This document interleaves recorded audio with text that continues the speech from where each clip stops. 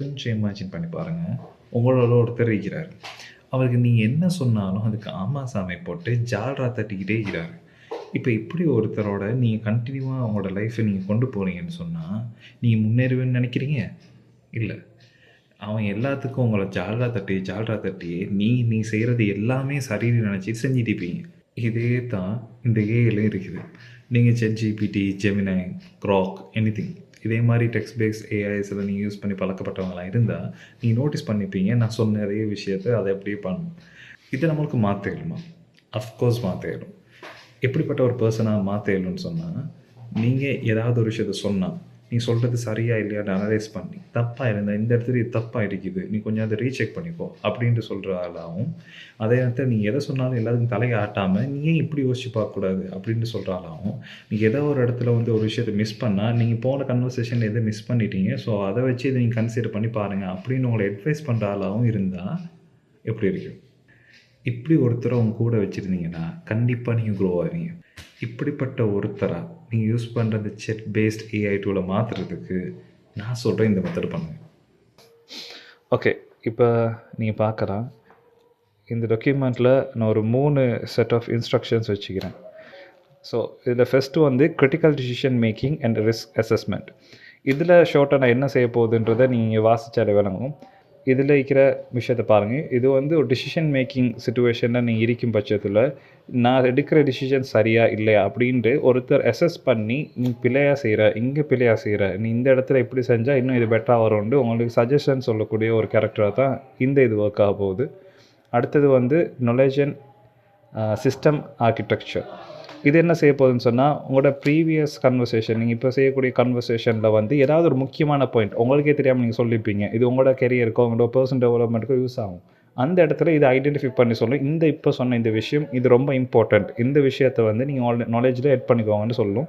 So நீங்கள் இது okay நாலேஜில் எட் பண்ணுன்னு சொன்னேன்னு சொன்னால், அது இப்போ நான் வச்சுக்கிற ஒரு இன்ஸ்ட்ரக்ஷன்ஸ் மாதிரி அதுவும் ஒரு செட் ஆஃப் இன்ஸ்ட்ரக்ஷன்ஸை இதை பேஸ் பண்ணி க்ரியேட் பண்ணும். நீங்கள் அதை அப்படியே காப்பி பண்ணி அந்த இன்ஸ்ட்ரக்ஷன்ஸில் எட் பண்ணிக்கொள்ளலாம். 3வது பெர்ஃபார்மன்ஸ் அண்ட் எக்ஸிக்யூட்டிவ் அக்கௌண்டபிலிட்டி. இது என்ன பண்ணணும்னு சொன்னால், இதை நீங்கள் இன்ஸ்ட்ரக்ஷனில் கொடுத்து வைக்கும்போது, நீங்கள் எப்போ ஒரு கன்வர்சேஷன் ஆரம்பித்து ஏதாவது ஒரு ஒர்க் ஒன்று செய்ய போகிறீங்கன்றாலும், அது உங்கள்கிட்ட கொஸ்டின்ஸ் கேட்கும். நீங்கள் என்ன மாதிரியான ஒர்க் செய்ய போகிறீங்க, இதில் அப்ஜெக்டிவ் என்ன அப்படின்னு கேட்கும்.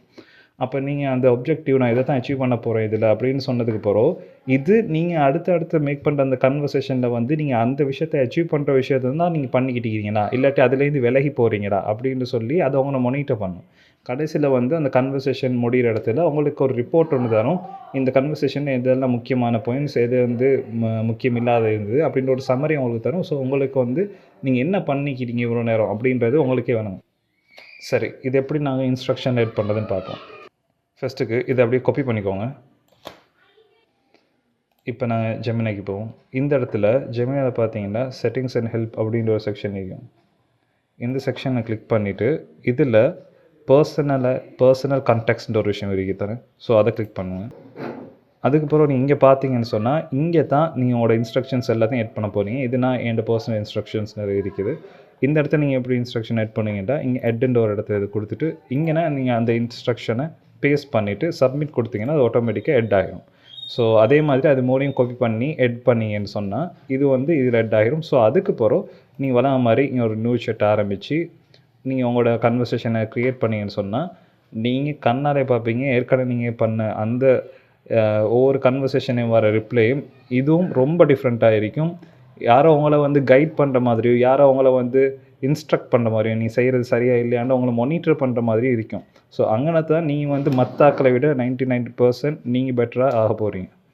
ஸோ இதே விஷயத்த ChatGPTயில் எப்படி பண்ணலான்டா, ஈஸி தான். ChatGPTயில் டிரெக்டாக நீங்கள் போகிறீங்க. இங்கே நான் ஒரு 2 செக்ஷன்ஸ் இருக்குது. நான் இதை முதல்ல இதை செஞ்சு காட்டுறேன். இந்த இடத்துல நீங்கள் இப்படி போயிட்டு செட்டிங்ஸை கொடுத்து இங்கே பர்சனலைசேஷன் ஒரு சப்ஜெக்ட் இருக்குது.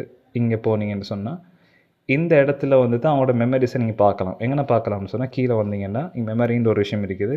இங்கே போனீங்கன்னா அவங்களோட மெமரியை வந்து நீங்கள் டிலீட் பண்ணிக்கொள்ளலாம். அப்போ எப்படி இதை எட் பண்ணுறது அப்படின்னா அது ரொம்ப ஈஸி. நீங்கள் இதில் போயிட்டு அந்த இன்ஸ்ட்ரக்ஷன்ஸை அப்படியே பேஸ்ட் பண்ணிவிட்டு add this to your memory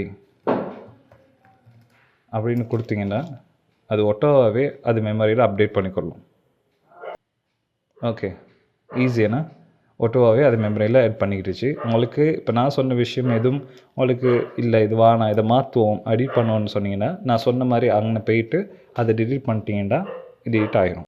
உங்களுக்கு இந்த இன்ஸ்ட்ரக்ஷன் டெம்ப்ளேட் வேணும்னா கமெண்ட்டில் இன்ஸ்ட்ரக்ஷன் அப்படின்ட்டு டைப் பண்ணுங்கள். நானே உங்களுக்கு டேரெக்டாக சென்ட் பண்ணுறேன்.